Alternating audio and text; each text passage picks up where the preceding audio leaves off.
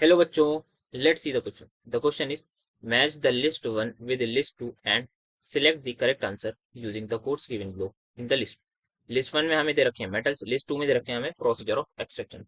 So first of all let's understand the key concept जो हमें use करना है इस question में.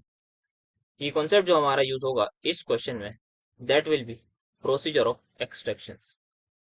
यहाँ पे हमें extraction की procedure पता होने चाहिए कौन से metal को हम किस तरीके से extract करते हैं.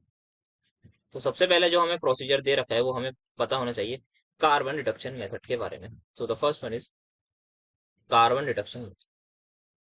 ये जो हमारे पास है ये एक्सक्लूसिवली हमारे पास 4 ऑक्साइड्स को रिड्यूस करने के लिए यूज होता है. नाम से ही पता लग रहा है कि कार्बन इसमें रिड्यूसिंग एजेंट हो, तो carbon reduction method is something like this. ठीक है ना. यहाँ पे हम क्या करेंगे, यहाँ पे हमारे पास ये मेजरली जो यूज होता है दैट इज फॉर 4 एलिमेंट्स की oxide, that is iron, SN, PB और जिंक. यहाँ पे हम देख सकते हैं एक रिएक्शन देख लेते हैं लेड ऑक्साइड की. जब हम कार्बन से करवाते हैं तो ये फाइनली कन्वर्ट कर देता है एक तो CO2 प्लस हमें जो है 2 लेड मिल जाता है. तो इस तरीके से लेड हमारा रिड्यूस होता है. तो ये हमारा कार्बन रिडक्शन मेथड में होता है, हम कार्बन को एज अ रिड्यूसिंग एजेंट ले.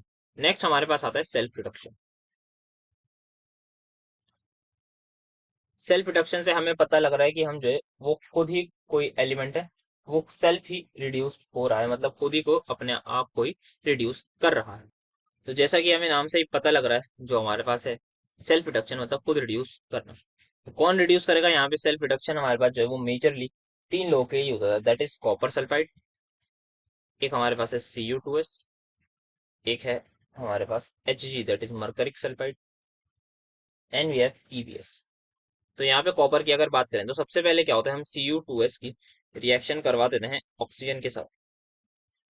ये कन्वर्ट कर देगा Cu2O और SO2 में. ठीक है ना. यहाँ पे पहले इस रिएक्शन को कर लेते हैं बैलेंस. तो यहाँ 2 आ जाएगा, यहाँ पर 3 आ जाएगा, एंड यहाँ 2 आएगा, एंड अगेन यहाँ पर 2 आ जाएगा. नाउ क्या होगा, यहाँ पे ये जो Cu2O बना है ना, it will react with Cu2S again, मतलब ये अब इसी से रिएक्ट करेगा. तो सेल्फ इसी वजह से यूज होगा, तो सेल्फ रिड्यूस कर देगा और इट विल कन्वर्ट ये. तो ये हमारे पास हो जाएगा. तो ये हमारे पास यूज हो रहा है कॉपर के लिए. Now third is thermite process. तो थर्माइट प्रोसेस क्या होता है, सिंपली हमारे पास किसी भी, ये मेजरली 3 लोगों के लिए यूज होता है, मतलब 3 ऑक्साइड्स के लिए यूज होता है थर्माइट प्रोसेस. ये मेजरली जो यूज होता है that is for chromium oxide, manganese oxide and iron oxide. तो अगर क्रोमियम ऑक्साइड की बात करें तो यहाँ पे हम रिएक्शन करवाते हैं विद एल्यूमिनियम. और एल्यूमिनियम जो है काफी ज्यादा रिएक्टिव एलिमेंट होता है. तो वो क्या करता है, इसको अलग कर देता है, दैट इज डिस्प्लेस कर देता है, इसको क्रोमियम बना देता है, एंड खुद कन्वर्ट हो जाता है इसकी ऑक्साइड में. तो खुद यहाँ पे ये ऑक्सीडाइज हो जाता है. और ये रिएक्शन काफी ज्यादा एक्सोथर्मिक होती है.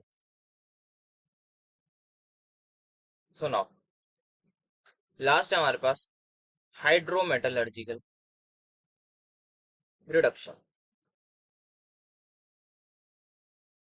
Hydrometallurgical process basically.